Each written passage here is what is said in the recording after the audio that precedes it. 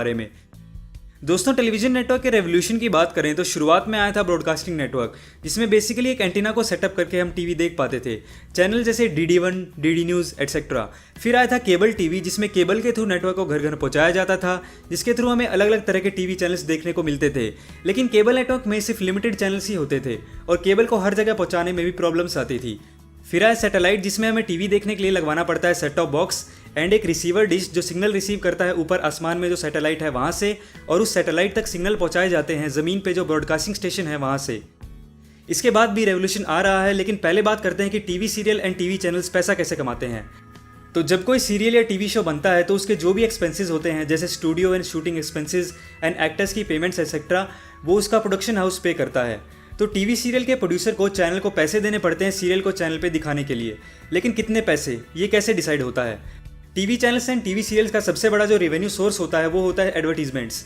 आपको भी पता होगा कि अगर कोई सीरियल या प्रोग्राम टीवी पे आधे घंटे चलता है तो उसमें ओवरऑल करीब 10 या 12 मिनट का तो ब्रेक होता है, जिसमें हमें अलग अलग प्रोडक्ट्स की एडवर्टीजमेंट देखने को मिलती हैं। तो इसके लिए ये कंपनीज जो हैं अपने प्रोडक्ट्स की एडवर्टीजमेंट दिखाने के लिए इन टीवी चैनल्स पर एड्स चलाते हैं।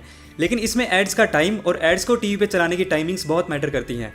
पहले एड्स के टाइम की बात करते हैं।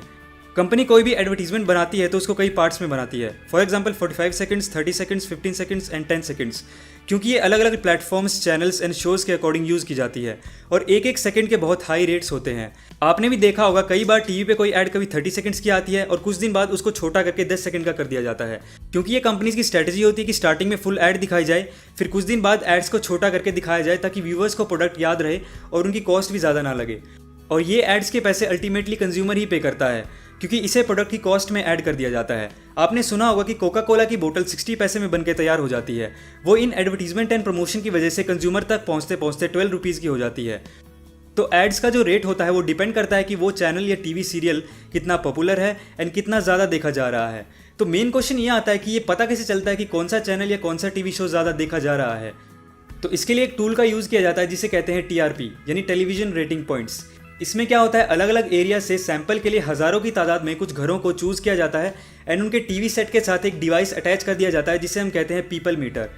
अब ये डिवाइस क्या करता है, उन पर्टिकुलर हाउस में किस टाइम में कौन सा प्रोग्राम देखा जा रहा है उसको डे टू डे बेसिस पर रिकॉर्ड करता रहता है और TRP निकालने के लिए 30 डेज़ का एवरेज लिया जाता है। इंडिया में ये काम करती है इंटाम, यानी Indian national television audience management. तो ऐसे ही जो है TRP कैलकुलेट की जाती है, जिसके बेस पे एड एजेंसीज डिसीजन ले पाती हैं। तो चलिए इस पूरे प्रोसेस को एक एग्जांपल से समझते हैं। सपोज ये एक टीवी सीरियल है जो रात के 8 बजे स्टार्ट होता है एंड 8:30 बजे खत्म होता है। तो ये 30 मिनट्स के सीरियल में मान लेते हैं कि टोटल 10 मिनट्स की एडवर्टीजमेंट होती है और इस शो की TRP के हिसाब से इसकी एडवर्टीजमेंट की 1 मिनट की रेट है 1 लाख रुपीज़। तो 10 मिनट के हिसाब से हो जाएगा 10 लाख रुपीज़। अब इस 10 लाख में से एग्रीमेंट के अकॉर्डिंग चैनल के पास चला जाएगा 6 लाख एंड प्रोड्यूसर के पास चला जाएगा 4 लाख। अब इसमें से मान लेते हैं प्रोड्यूसर ने सारे एक्टर्स को मिला के दे दिए 2 लाख एंड बाकी एक्सपेंसेस जैसे लाइटनिंग, स्टूडियो, क्रू मेंबर्स, उनको दे दिए 1 लाख। तो प्रोड्यूसर का एक एपिसोड का प्रॉफिट हो जाएगा 4 - 3 = रुपीज़ 1 लाख। इसी तरह से चैनल्स एंड प्रोड्यूसर के बीच एडवर्टीजमेंट रेवेन्यू डिस्ट्रीब्यूट होता है। चैनल्स के कई और भी छोटे लेवल के रेवेन्यू सोर्सेज होते हैं, जैसे इंटरनेट। ये इन सेम वीडियोस को इंटरनेट एंड यूट्यूब पे डाल देते हैं, उससे भी इनको अच्छा खासा प्रॉफिट हो जाता है।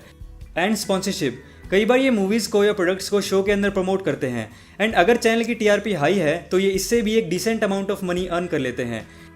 जैसे जैसे इंटरनेट का इस्तेमाल बढ़ रहा है, इसका टेलीविज़न पे भी बहुत बड़ा इम्पैक्ट हो रहा है। पहले क्या होता था, घर में एक टीवी पे फैमिली मेम्बर्स मिलके एक साथ अपना फेवरेट टीवी शो देखा करते थे, पर आजकल वही फैमिली मेम्बर्स अलग अलग, कोई अपने फ़ोन पे, कोई अपने लैपटॉप पे वही टीवी शोज़ इंटरनेट के थ्रू देखते हैं।